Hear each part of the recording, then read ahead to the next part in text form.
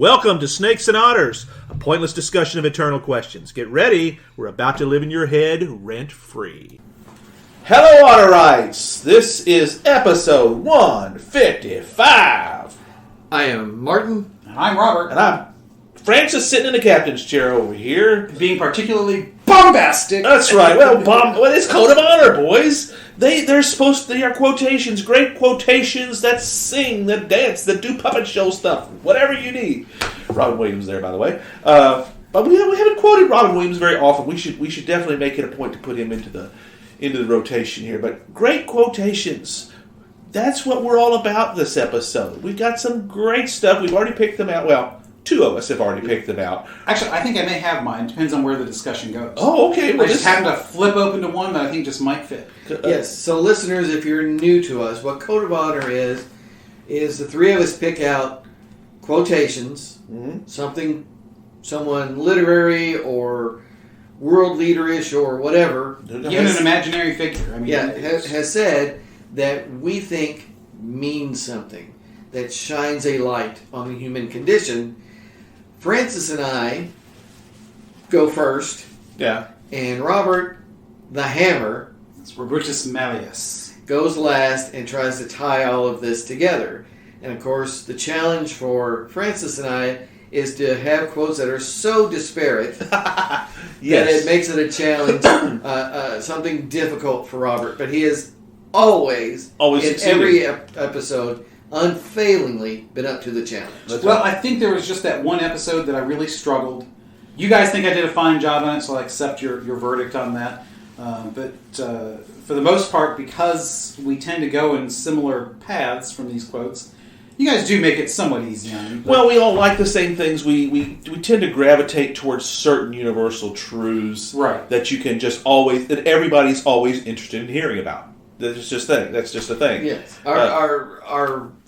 What grabs us is a quote that enlightens the human condition and focuses it on what can be great, usually, about humanity. That's right. And I'd like to think none of the three of us are crackpotish enough to pick something that's just out of the way saying, what the hell did that come from? All of our quotes have always been really spot on. We're excellent quote pickers. I would say so. Yeah, that's what I think. Perhaps we should get a History Channel show. Well, and the great thing about a quote from history is it really can be meaningful to your life. Oh, yeah. What people have said in the past can have meaning. It's a reason it has stuck around. Yeah, and that can be kind of an alien concept. I say this all the time, in our TikTok 24-hour news cycle, all Kardashian, all the time world. But what people have said in the past can be meaningful. Mm-hmm. Open your experience to the idea of something G.K. Chesterton said almost 100 years ago. Right. Just because some dead white guy said it doesn't mean you should automatically discount it. Yep. That's right. Yeah. Wisdom is as wisdom is, boys. Right. Not that all wisdom comes from dead white guys. Oh, not at all. But the point is that any source can be a fount of wisdom, and if you discount it for whatever reason because it's not part of that all Kardashian all the time news cycle, you're really missing out on a lot. Truth is where you find it. That's right. It's attractive. Truth is always somewhat attractive. Yes. I mean that implies truth is somewhat malleable, but which we have discovered is really not. Well, in a Nietzschean sense, it all depends on your perspective. That's very true, but you know my opinion on Nietzsche. Oh, yeah. And that is what makes this awesome. Yes, we've smacked Nietzsche more than a few times. And elevated him, too. I freely admit there are some good things in what he has written, but I find some serious flaws in his work. But, if you were a college student in the 60s looking to get laid, you could quote Nietzsche and the chicks would come around. That's true. Very true. Very sexist of me, but that's kind of... Well, you throw in a little bit of Marx and, you're there. You're there. Yeah. You're in on it. I'm pretty certain I don't think we'll probably ever quote from Karl Marx. Is that a safe assumption here? I don't know. I've read very little of him, so I don't know. There's probably... Because, again, I said it in the last episode. What reformers get right, they're often very right about. Yeah. but the things that they get wrong, they are usually wildly wrong. Yes. So yeah, there's probably some good in Marx because he pointed out some real problems. That's right, and I think that might be an interesting one to try and pull a good universally acceptable quotation out of such a polarizing figure in modern society, or to expand it into other Marxist figures. I mean, there are some truths to what they observe. Oh, absolutely, yeah, absolutely. You know, they would have never gained traction with so many for so long if they were not. I mean, that's just not, trying to pull the politics out and look for the universal truths, that's an interesting exercise. You have to focus on their observations and not on their conclusions. Yes. Or proscriptions either. Yes. Because they were very, very clear about all of that. But we're not going to go into that today. No. We're going to do something completely different. So you were going to lead off, right? I was going to lead off, that's correct. And rock with it. We actually told each other our quotes. Well, Martin and I did. I mean, well, we often know what they are going into. Sometimes we've been known to just kind of pull them right out of whatever bodily orifice they happen to come right out of. And that's just where it is. But anyway, this one here's a good one. I'll give you a good one. So you're going to go first. I'm going to go first. As the captain, that is your prerogative. Well, I just kind of like to lay it out there. Captain's holiday. Yes, that's correct. That's right. Ralph Waldo Emerson, arguably one of the great thinkers of our American experience. Yes. The flowering of New England, certainly a philosopher, writer, author, well understood. Kind of the original, what do they call them, Brahmins? The original Brahmins, that's correct. Who, in many respects, he's the one that kind of started that whole movement during that time that led to so many kind other of Thoreau things. follows on to him. He does. So Speaking of Thoreau, the boy, the young prince, just came back from Boston, his trip. They went to Walden. Oh, went to Walden Pond. Oh, yes. wow. Loved it. Absolutely adored it. Fantastic. Thought that was one of the best parts of the trip. Well, that's great, because to be able to understand the concepts and the ideas that Thoreau put forth in just that one work, it's powerful. Well, don't know that he does that, but he definitely loved the site. Okay, well, it's a beginning anyway. We'll try that anyway. But mixed up in all that, Ralph Waldo Emerson, very quotable in many, many ways. And I don't think we may have used him once or twice. I don't think this so. Is the first time. I don't think so. But he's not somebody I would have gone to. So go for it. I'm a little bit more gloomy. Oh, that's right. It's a dark and bitter like your soul. I believe it's how you like your coffee. I like my coffee black and bitter like my soul. That's right. Let's make sure I get that quotation right. I was thinking about that last night. Yes, whenever I pick up coffee, if I haven't put the sugar in, I look at it. Oh, Martin's been around here. Let's fix that. But anyway, I digress. My quotation from Ralph Waldo Emerson. Simple, actually, guys, and I think you'll like this one here. Life is a succession of lessons which must be lived to be understood. I'll repeat it. Life is a succession of lessons which must be lived to be understood. The reason I picked this quotation out, and one of the things that I do, and Robert, you do this too, in one of the vocations that we have as pastoral counselors, we speak to folks who are at very low points in their lives, particularly those who have lost loved ones in particular. The funeral aspect goes through that. And it may be somebody that gets a diagnosis of a terminal illness, or someone in grief, or who knows what all those actions or even are. Personal demons. Very much so. That's correct. Addiction issues within families. I've talked to many folks with regards to people about to get married. Oh, no, wait, that's the other side. That's right. No, this is a different context here. And I was thinking about this week, and I don't remember what one of those incidents that brought that to light for me. And I was thinking of so many times, unless you know what to say, most people say probably the absolute wrong things in those moments because they don't know what to say. There's so many. It's one of those things that you don't have to say anything, but if you do say something, say anything except this little list over here. Don't say those things. And there's a list of those. Started, I'm sorry, and then stop. Well, that's exactly right. And one of those issues was that people say all the time is, I know how you feel. And that is an absolute barefaced bad lie because you Well, don't. it's not a lie in the sense that people in the midst of that they often think they do. That's correct. That's right. But It's not known as a lie. It's not malice. It is an untruth. Maybe that's a better way of putting it. Yeah. It's a total untruth. Yeah, because our grief is always unique. That's exactly where I'm just going. because you've lost a father doesn't mean that it's anyway it's the close. same as the loss of my father. I might have been close to my father. You might not have. You might have hated your father. And the reason you're sad is you didn't get to tell him off. Right. And that's kind of why this quote really spoke to me, is because we so often dismiss the idea that for all the similarities we all possess as human beings, there are certain things that are absolutely unique to each individual person. And to attempt to dismiss those is a great crime. Yes. You have to have experienced it to understand it. That's what Emerson is saying here. You have to have lived it in order to understand it. We can empathize, and and empathize is a good attempt. But empathy and understanding are not the same thing. Right. See, what I take out of that is that life is not an intellectual exercise. Very good. I like that way of putting it. God darn, he hammers it even early in this episode. Because the series of lessons, if you have not lived those lessons, and I think the implication of that is that you have worked through the lessons. Okay. Yeah, the quote is just very. As I see that you've done something stupid, and I'm actually pointing between the two of you, so neither one of you did something stupid. Yeah. Although that's probably not true. I'm sure we all have done something stupid. Either way, just because I see that somebody has done something doesn't mean I've learned from that. Well, that's right. That's right. And we've discussed that before. Sure. Well, you may have learned something, but you've maybe not learned. You certainly not learned the same thing that those who experienced it did. That's experiential learning versus observational learning. We've discussed at length with other quotes. Right.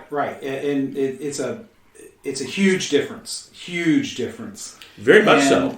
I think this is a truism that is one of those rare ones in that it's a universal truism. That's what attracted me to the quotation, and that's why Emerson was spot on with that. Experience is a unique teacher. Right. It is, and I guess my extrapolation of it is stop trying to put yourselves in the other person's shoes in areas where you can't possibly. Yeah, that's a disservice to the person and what they're going through. It's actually easier than that anyway. Very much so it is. Again, that's correct. You don't have to, that famous saying about walk a mile in someone else's moccasins. Well, yeah, but it's simpler than that. It is. Just be kind. Well, that's right. Just be kind and say, I'm so sorry to hear that. Pay attention. Don't be a jerk. The human experience comes down to don't be a dick. It's as I've often said, the gospel can be, in a very crude fashion, boiled down to that. Don't be a dick to each other. That's right.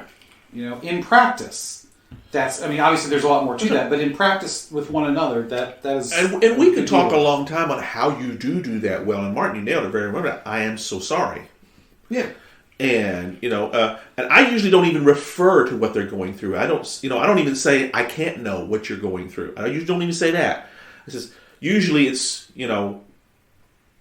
whatever you're going through, just know you don't have to be alone. We're here for you. I'm sorry, and if there's anything I can do to help you, I'll do it. And mean that, because that's often a cliche too, where somebody will just say that. But if you actually got a call, well, unfortunately, almost no one ever takes anybody up on that. Well, that's right. That is one of the. It's become a cliche sometimes. Well, true, but it's hopefully though it does have meaning. Yeah, and hopefully when ministers say it, we mean it. Well, that's right. I try to. That's when you slide your card and say, this is what we do. But seriously, we're here for you.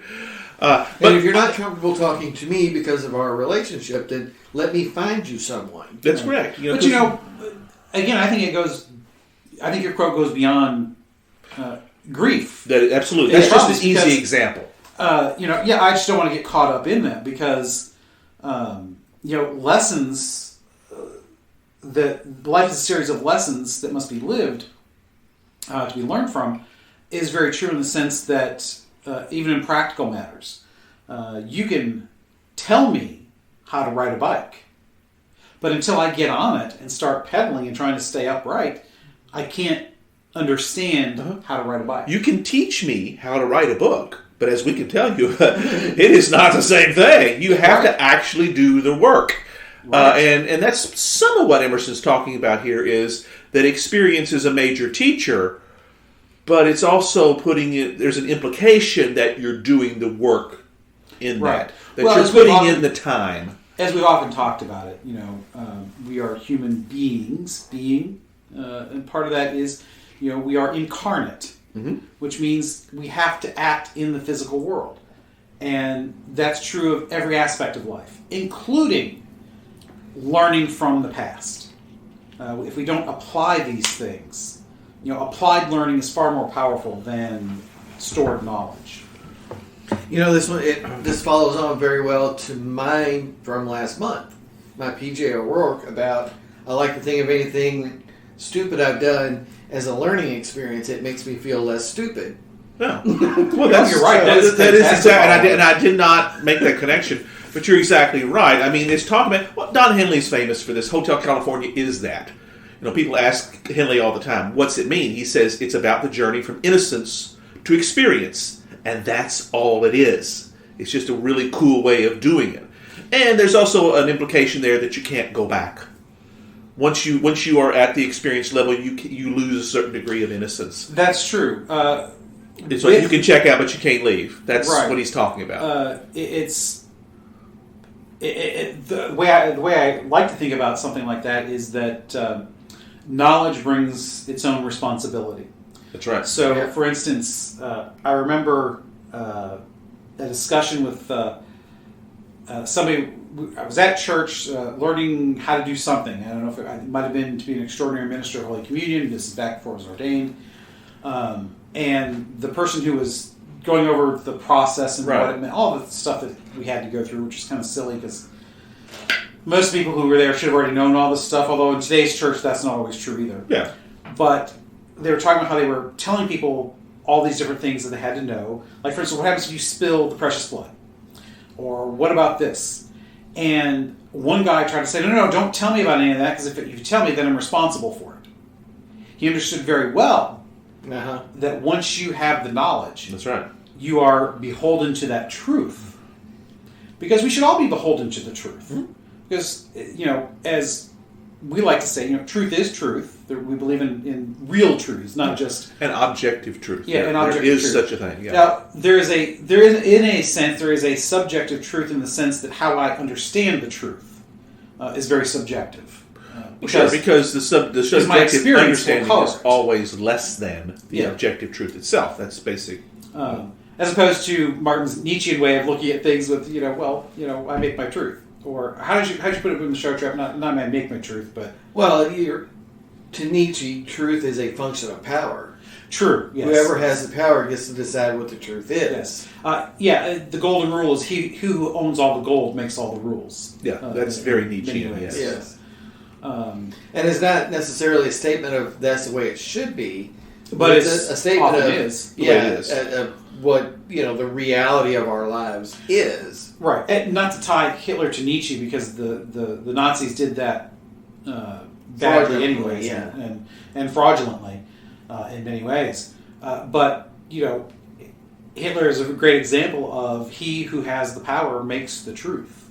That's right. And how bad not just the rules, but the truth. That's right. Yes. That's a very good example. Well, and the church in the past has done it badly as well. Sure. The church should be the guardian of truth, not not perverting it in any way. Right. So, but anybody with power tends to do this because, as we know, as Lord Acton said, power corrupts, and absolute power corrupts absolutely. Right. I thought that was William T. Riker. No, sorry. Lord Acton. Yes, that's right. Yes. And it's one of the great quotations that we've not really explored. We should probably put that one on the in the queue. That would be a good one just for its own episode. That might be a special edition on that one anyway. But anyway, do we want to turn it over to Martin then to I don't know, we sufficiently pummeled the expired equine? I believe so, and I believe it's a good spot before we proceed. Oh, I like to do the. Oh, You want to do 2 and then do... Yeah, that's our norm. All right. Yeah, that's what we usually do. Excellent. It's a good, not palate cleanse, but a good moment for a summary. Yeah, take a breath. All right, so I am at Orwell. George, not his brother Fred. Eric Blair, George Orwell. And this is one that is in the back of my mind probably all the time. But recent events bring it to the forefront. And, when you stumble across it, you go, oh, yes. So, if liberty means anything at all, it means the right to tell people what they do not want to hear. Really? If liberty means anything at all, it means the right to tell people what they don't want to hear. Yes. That doesn't imply that you have to be listened to. No. But you have the right to speak it. Exactly. So as long as well, yeah. And of course, for Orwell, as a journalist and writer, freedom of speech is at the core of all liberties. Yes. Yeah, that's what he's speaking of here. And he's talking about... That's freedom of thought. The pure freedom of speech, which implies freedom of thought, and it's not those strange exceptions. You can't yell fire in a crowded theater, et cetera, et cetera. Right. Talking about true freedom of speech without going off onto those... Right. Even if you're stupid. I mean, even if you're insane or horrible, a disgusting human being, you still have the right to say disgusting things. Without penalty. Right. I always like to say you're guaranteed a voice, not an audience. That's correct. That's right. You can say horrible things. We have the right then to ignore you. Or say other things back to you. Right. Or disprove you. But we don't have the right to silence you. Or cancel you. I was wondering if that as the current, what is the current idiom, I guess. Another one. Idiom, sir? Yes, idiom. One should be allowed to speak as they see fit without fear of repercussions. Well, no, that's not true because cancel culture is a form of repercussion. Right. I mean, you have... It is a reaction. Yes. I mean...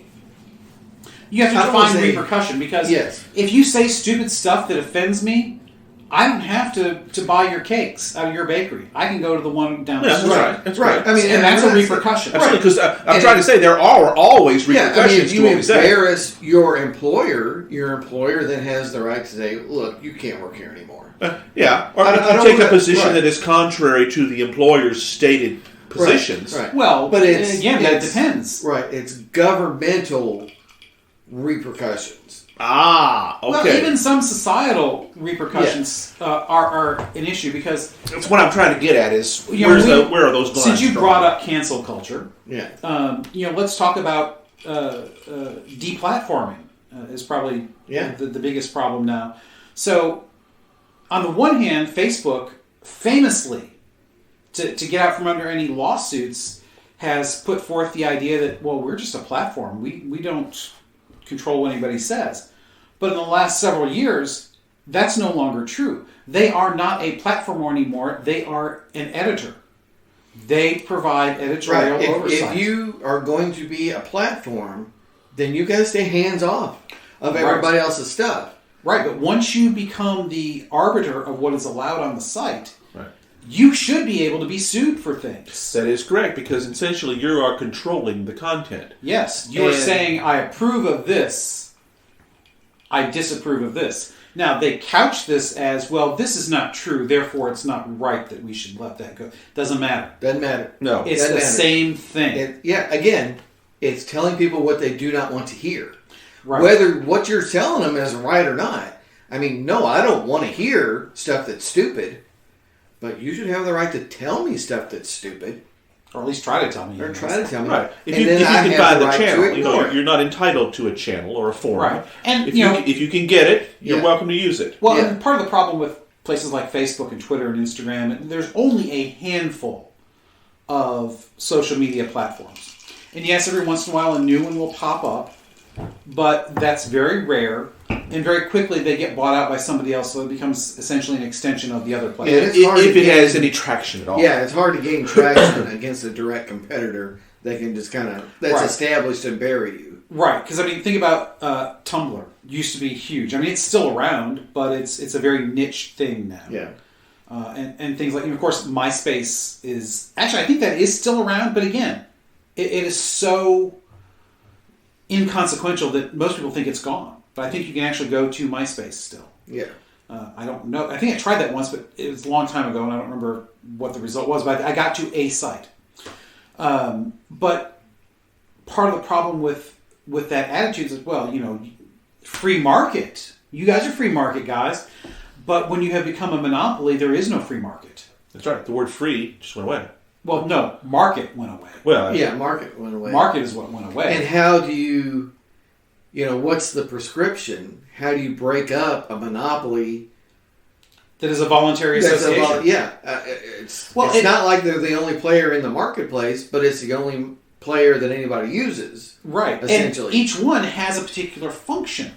So if you look at TikTok, apparently that function is just to share stupid videos. I've never been on TikTok. I don't know. Instagram started to be about pictures. Gram, as in in short messages, and Pinterest is about that's one actually mostly about pictures. Facebook is more about connecting with friends and family. Although originally it started out as a way to find hot women on college campuses, but that's another story. Twitter is about just nonsensical short messages. Yeah, I mean, it's text messaging everyone at once. Exactly. So each one of these platforms has a different audience and focus because of what they do. There really isn't a real alternative to any one of these for the function that they provide. Each is different from the other. Just different enough. So just different enough there's that not a whole lot of platforms. Right. I mean, if you were to break up Facebook, what would you split off? Right. Would you split off Marketplace? Maybe. But then if it's disconnected from Facebook, what's the point? So when you are and if you think about it, every one of these is inevitable that it becomes a monopoly. Or that's not that they did, but that something would. Tends towards. Because everybody who likes that form of messaging and content wants to be where everybody else is. Because that way you've got the most chances of connecting with people you want to connect with. Right. So it's going to eventually there's a reason that advertisers are there. There's a reason that authors, Brad Thor, Bernard Cornwell, are there. That's where you're going to reach people. Right. You're not going to reach people on MySpace. Exactly. You might go to Goodreads to read as an author. But again, those are very niche. And there's a couple of new conservative ones that have started up since the 2020 election. And they're floundering, I would presume, because they're just not even in the news anymore. So it's very difficult to even come up with a different niche because you're still doing the same kind of stuff. Yeah. And if you don't get enough of your friends and family to follow you, you're going to end up back where you started. So once you become dominant, so it's very difficult to not have that sort of thing. And when they start controlling it, that's the problem. Yeah.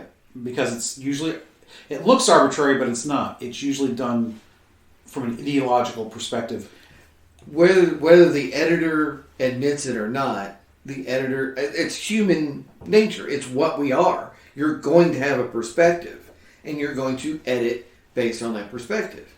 I mean, if you're a Fauci fan, you're going to decide that everything anti-Fauci is, that's just not true. Right. And you're going to censor it.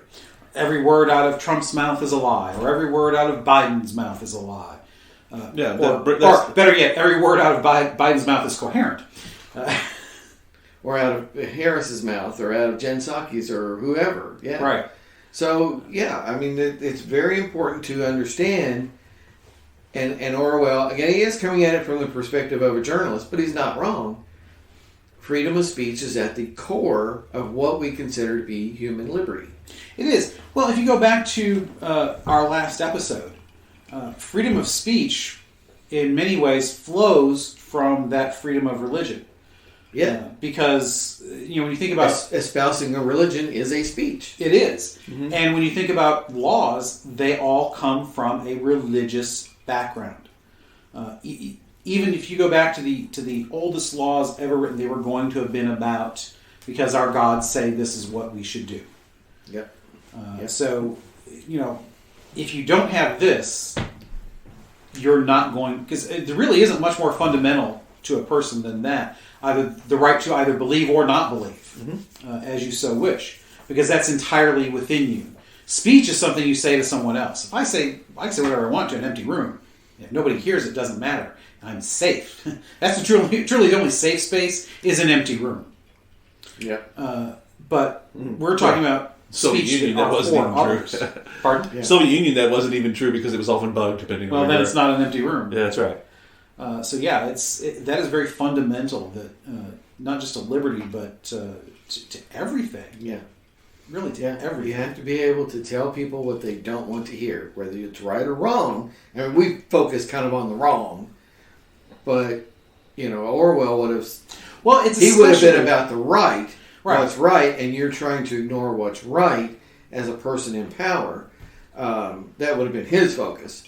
But of course, now it's been perverted. You're trying to ignore what's right as one of the peons when I'm telling you as a person in power what is right and true.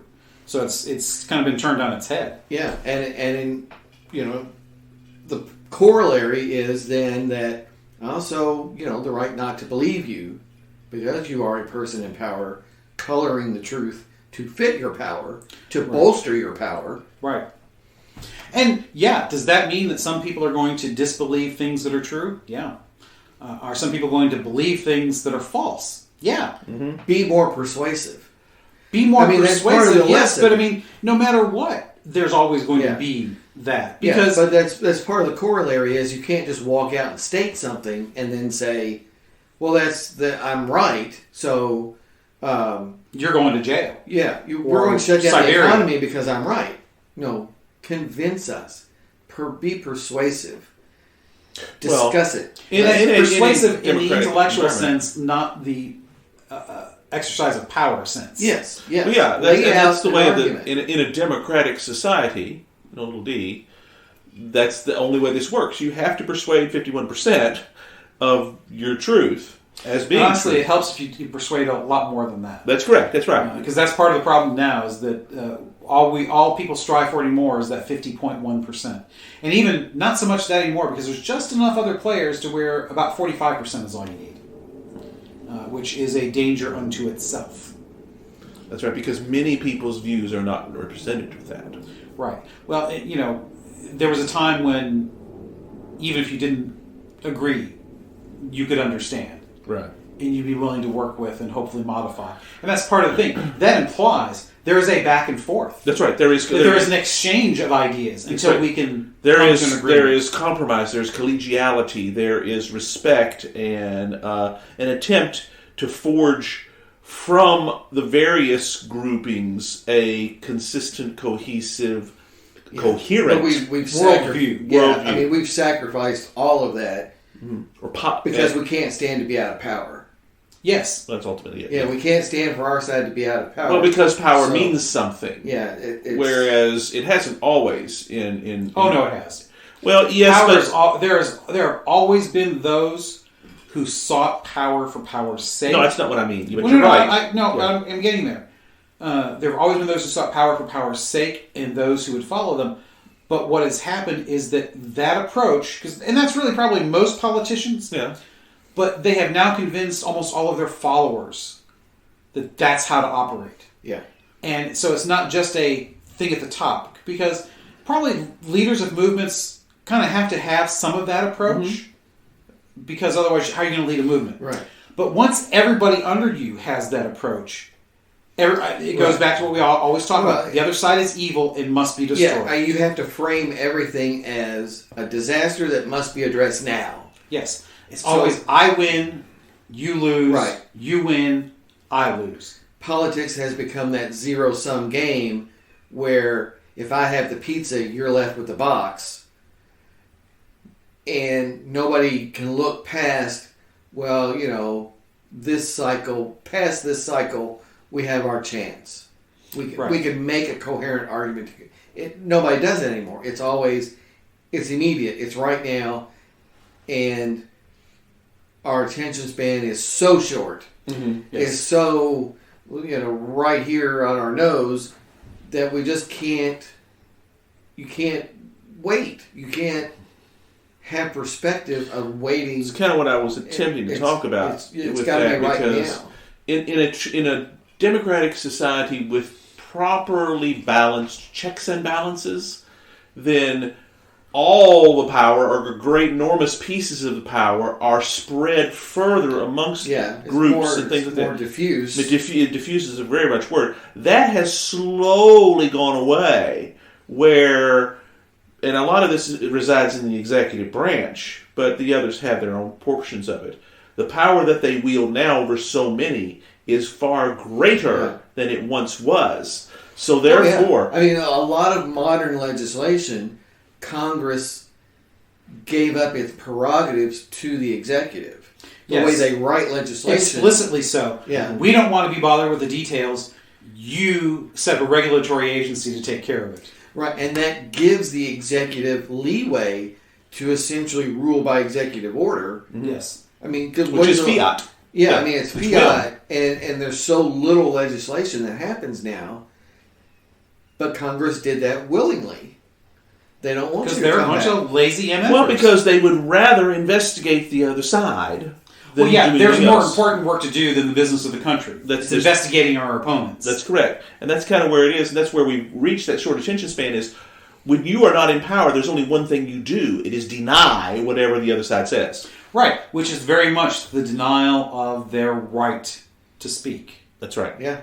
That's right. You claim everything they say is a lie. Right. Now, that's not to say that there aren't valid investigations into our opponents. That's right. Because, for the most part, when it comes to politics, it is often our opponents that are the only ones that will hold the other side, our side, accountable, and vice versa. Yeah, and that's not to say that there are not compromises that are made, particularly in the legislative branch, because not so much anymore. But it does happen still. It does. Right? It has gotten less and less and less. And that's one of the reasons when it does happen, the leaderships both say, "Wow, yeah, look at what we did. We did this bipartisanly," and we all say, "Well, that means probably nothing then." Well, yeah, your definition of bipartisan is often, all of the Republicans or all of the Democrats and one guy from the other side. That's right. Yeah, which again, silencing one of the other sides. When only one party votes for something, and I don't care which side it is, that's probably a bad bill. It's probably a bad thing. Yeah. Or perhaps even unnecessary. Well, I think much of what they pass is unnecessary. But so, shall we break it? Yes, I believe so, sir. Let's do a bourbon break. Rock and roll, you're the captain. I am the Ayatollah of rock and rolla, as they say. Don't you guys love that quote? You guys know where that comes from. The Road Warrior. The Lord Humongous. That's right, of the desert. Just walk away. Just walk away. Anyway, folks, if you haven't seen that movie, fantastic movie, back with Mel Gibson when Mel Gibson was young and still spoke with Australian accent pretty bad. And not a weirdo. Okay, we could. He was probably a weirdo, just hadn't been fully developed yet. That's right. Well, he was a larval weirdo. There you go. That is a very interesting way of putting that, sir. I salute you for such great things. But I'll also salute the bourbon that I've got, because when we're over here at Roberts, he said to me when we started, he says, I'd like to polish off a few of these bottles so I can go buy new ones. So anything you can do to help me with that? And I'm happy to do that with his Maker's Mark 46. I poured the last bit into this here glass. I'm enjoying it neat. And I had forgotten the sweetness.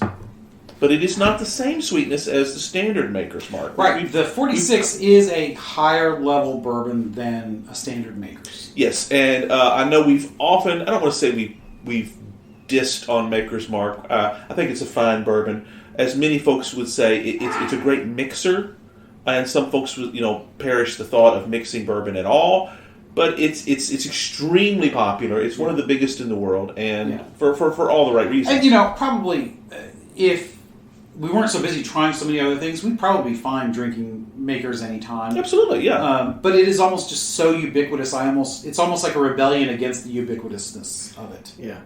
And that's a tribute to their success, because they have been for a long time it was one of the few independent players Yeah. Most brands were part of a portfolio of a you know. So of yeah, a and I seller. applaud their marketing. Brilliant marketing. I think they are one of the most brilliant marketers in that sense. Mm-hmm. That red wax, or when they do another color for a special run, which makes it even better as a marketing tool, it's just brilliant. That's right. It is so well recognized. Yeah. And the quality of the product is there. There's no question yes. as to that. Yeah, I mean, Yes. it was always thought of as the premium when everything else was $12. Right. But it is, in quality, it just has been surpassed. Yeah. Well, the manufacturer and the marketing of the industry has changed a lot too. Yes. That's yes. just, and that's just a Well, they have their niche, and it works for them. That's They correct. have to become a small batch brewer of different bourbons. They do just fine the way they are. There was no such thing 30 years ago. You know, they Right. were. That's just everything was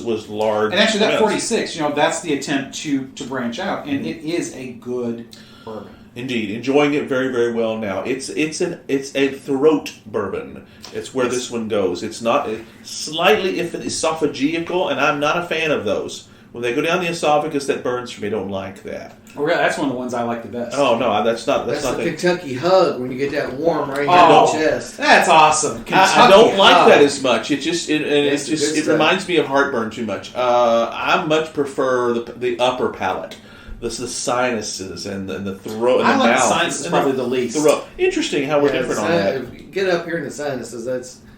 Yeah. Cleans me out. I suppose. Interesting. Yeah, that's Very interesting. I never realized that we were so different on that. Well, and again, when you drop some ice into one of these, it does change things. So, it wouldn't necessarily change where the burn happens, but how it affects those areas does change.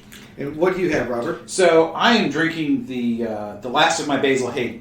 Oh, good. So we've knocked down 2 bottles for you. Yes. So we've got 2 Well of done, the ones taken care of, which is a fantastic thing. And of course, the Basil Hayden, as we all know, this is our original bourbon for us. Mhm. This is where That's right. we really got our start. Numero uno. The Wellspring, Yes, the Fountainhead. The Fountainhead. Oh, of very good. Yes. Snakes and Otters. It is. Okay, it's We're great. not a room full of Randians. No, we're we're not. not. We're not. But it's just so smooth. It really is.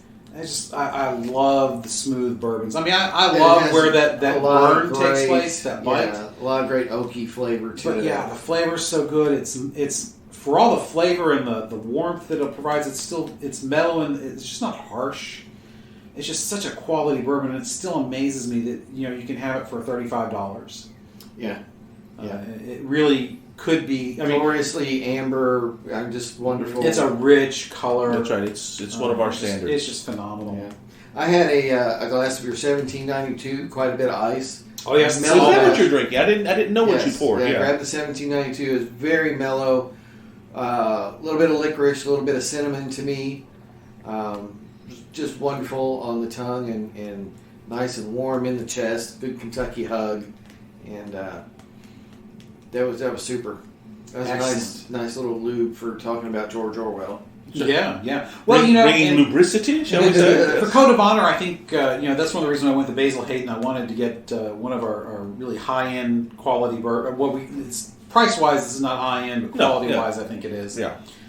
Because I think when we talk Code of Honor, we need the really good stuff out. Amen. So. Tie us up there, Robert the Hammer. All right, so if you guys would repeat your quotes so that everybody has that fresh in their minds. All right. If liberty means anything at all, it means the right to tell people what they do not want to hear. George Orwell.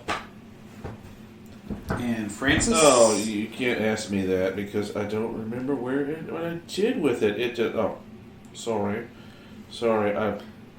Life is a series of lessons. That's right. Learned. It has to be learned to experience, lived to be experienced. Ralph Waldo Emerson. That's Yes, correct. okay. So, actually, it took me no time at all to find this quote. I just happened to open my book to this particular section, and I thought it was especially appropriate because our next episode is Cal Coolidge, Silent Cal. It's a quote from Silent Cal. Oh, I love this. So it's a little foreshadowing. All right. This is good.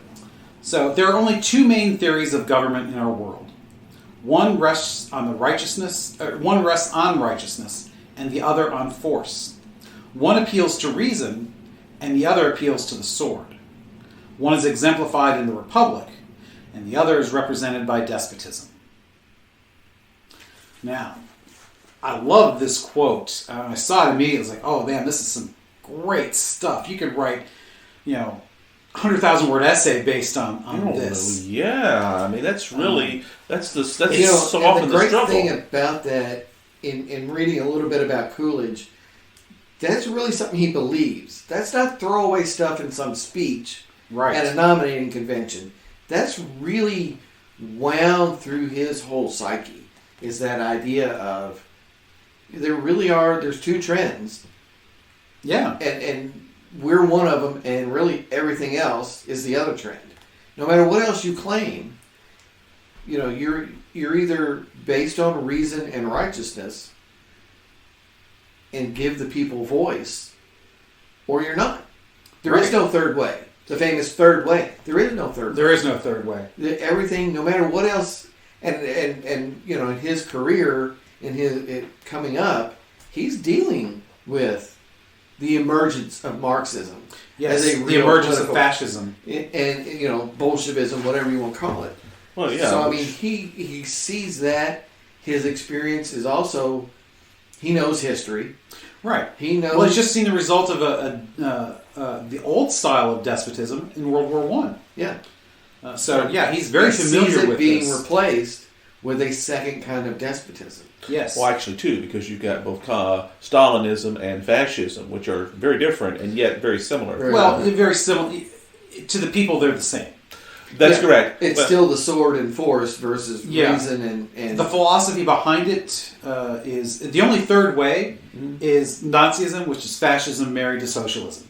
Yeah. Because it really is, because it's state socialism. Yeah, it's nationalism with totalitarianism versus what Marxism was or Bolshevism was supposed to be, this international movement.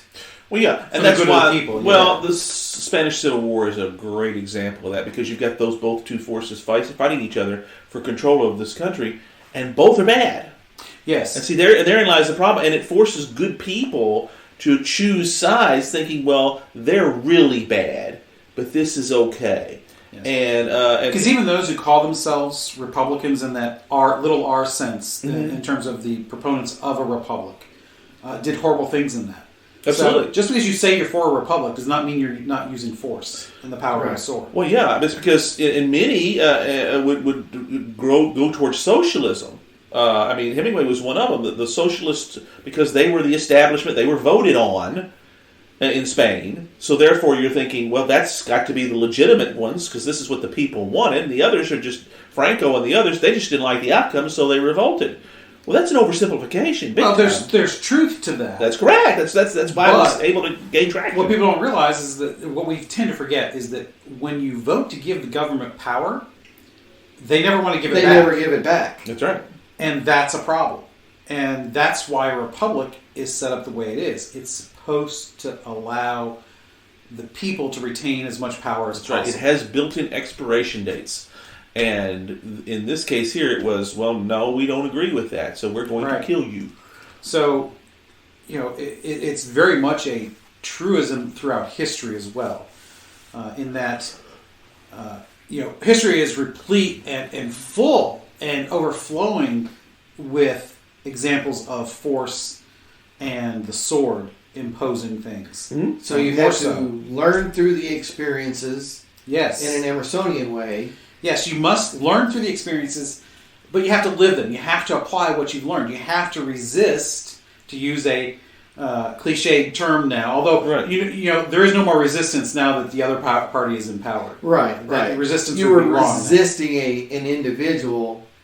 It's like, well, yeah, but no matter what, he's going to be gone someday. Right. So and he still won. What's the point of resisting? If you want to resist, you have to resist the institution. Right. People can actually, the implication of a resistance. Spanish Civil War is a great example. That's what they did. They said, I don't like you that you won, so we will resist, and we'll get a group of our friends together and... Well, and the implication of resistance in that sense is, well, are you talking treason or rebellion? Because really, what's your end game there? That's right. Yeah. Armed resistance. Yeah. Or is it it's just like, something what you carry are on your tongue? What do you resist? I don't understand. I mean, if he proposes something, it still has to go through Congress. So, Right. There's only so much an executive order can do. yeah, but even today, but yeah, they do too much. Yeah. Right. But those are always judicially challengeable. And trust me, somebody will. They always do.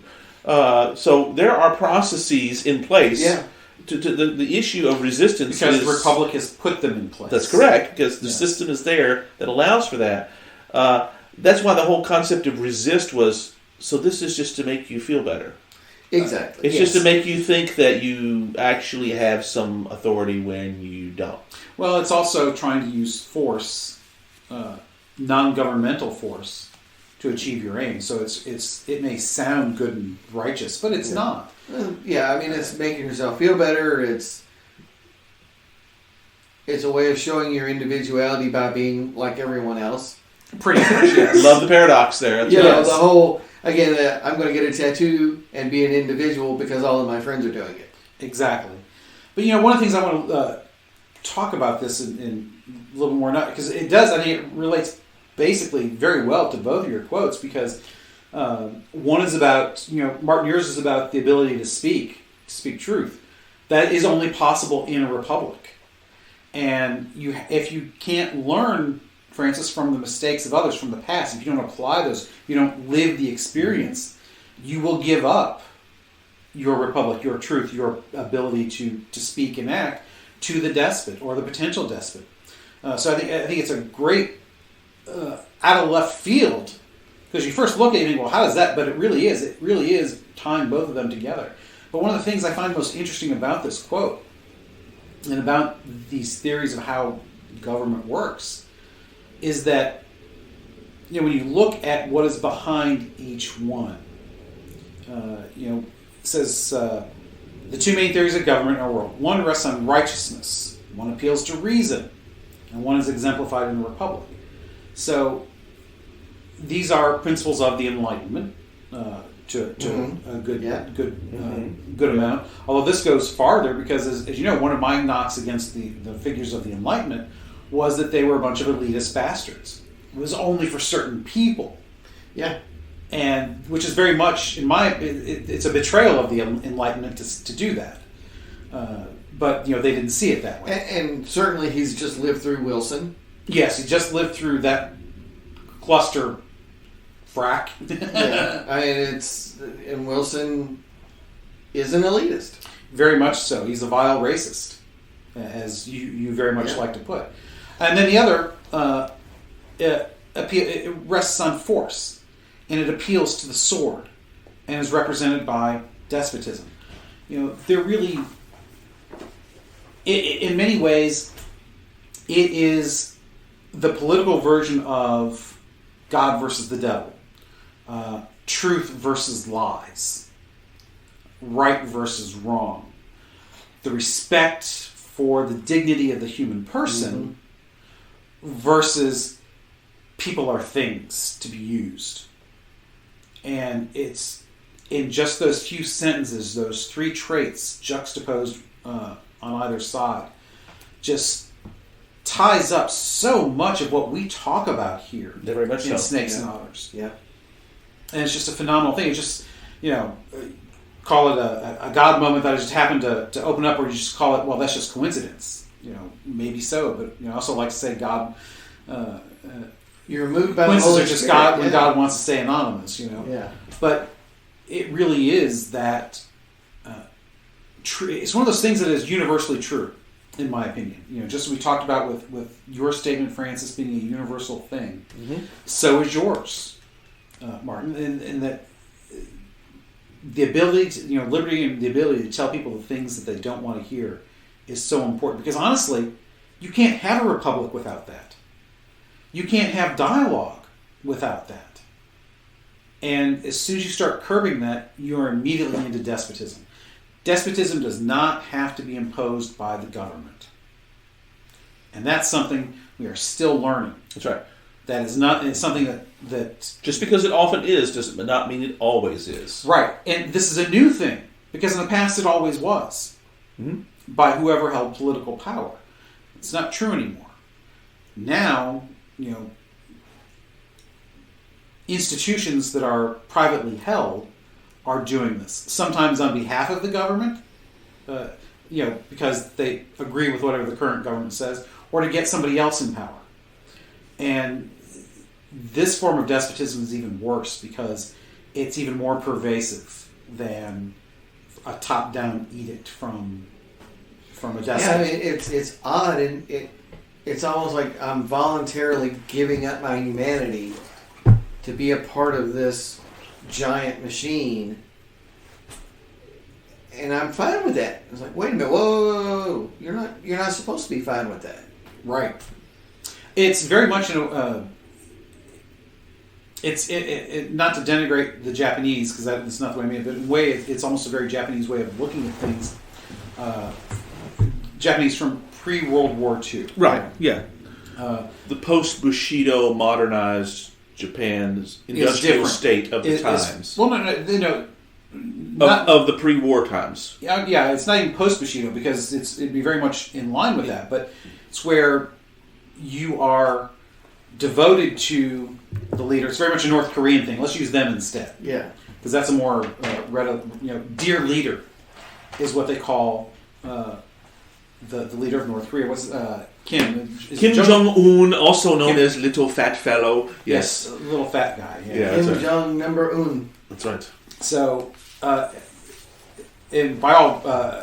all news or reports, his sister's actually the one that we should all be scared of because she's there's been talk about that for some time. Yeah, wicked. Yes. But when you are subsumed to that cult of personality, that is such a dangerous thing, and I feel like that's exactly you're talking about giving up your humanity. That's exactly the path that I think so many people are on, left or right, is that they invest everything into a leader or even a system. Or a system. The Facebook machine. Or the CDC or who or what. Yeah. There's so many on the right. There's probably just the one. I mean, Trump really is the epitome of that. But on the left, at the current times, yes. At the current times, yeah, I'm talking about current times. But on the left, there seem to be so many different variables that it could be, but they're all still doing the same thing, and they're all politically aligned. So it looks like, there's a lot of different things. No, you're still doing the same damn thing, and the aims are still the same, and all of it has the same result. It's a dehumanization of everyone. At the it's a power to the state at the expense of the people. Yeah, you're voluntarily dehumanizing yourself, but that causes you then to view everyone else in a dehumanized way also. Right. Exactly. Yeah. It's scary stuff all around when you start thinking about what these things mean ultimately. And that's where my mind goes. That's why even in the most absurd things, I like to pause and say, no, you shouldn't do that, because if you do, you may not get there immediately, but ultimately it means you can do this, which is it sounds absurd when you say it. And again, I don't have a perfect example, but if you say that we allow one side to do this, it ultimately means yes, you can basically do this, because then there are no limits. Yeah. You've just not gone any farther than this particular one here. But if you remove the limits here, what's to stop you from going here? It's like when you take away morality, whether it be religious-based or natural morality, from any system, then anything goes. Just because if we say that all morality is just because it's what we agree on, well, no. What if we all agree that murder's okay? So that fungible. Yeah. I mean, what if you agree that it's okay that in some cases no woman older than 12 could be outside by herself or get on a plane without a male escort? Right, or drive. Or go to school. Right. If we all agree that's a morality that we've all agreed to. Wait a minute, hold on. You know, there is a part of the world that's agreed that that's morality. Right. That's right. There's part of And it's not just agreed, it's mandated because of religious views, but it's enforced by the state. It's not even a social convention. You know, in this country we talk about social conventions for a lot of this stuff, but eventually those social conventions have to be enforced by law. Yeah. That's how the civil rights movement comes about. We started talking about these things as social conventions that we want to codify because we recognize that these are moral issues. Now again, you may make the argument that, well, aren't you kind of having it both ways? But at some point, though, I have to say no, because we didn't have one side silencing the other to keep that truth from being heard, from that view from being heard. So, no, the principle still holds that liberty is the ability to say something you don't want to hear. Brilliant, sir. Well done, well done. That puts us at the 1 hour mark. Well, then it has to be time to stop then. Has to be time to finish this bad boy out then, right? Right. So give Randy, it to what's us. next? Franny, God. Well, call him Marty. Okay, fine. Though Franny sounds a little bit more effeminate than Marty. Skip a bit, brother, because next episode we're gonna be weaned on a pickle. Am I right? Yes. We're gonna be talking Calvin Coolidge. We already have a quotation from him here.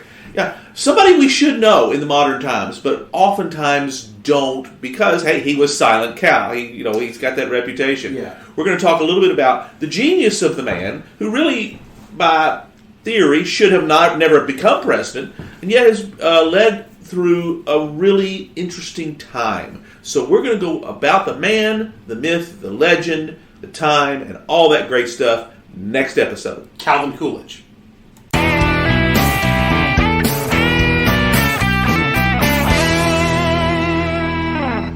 Hope you enjoyed another pointless discussion of eternal questions. Remember, new episodes published every Friday at noon Eastern. Spread the word. We're on all the major podcast platforms. And leave us a comment or review because that helps others find us. We're on Instagram, Twitter, as well as our website, snakesandotters.com.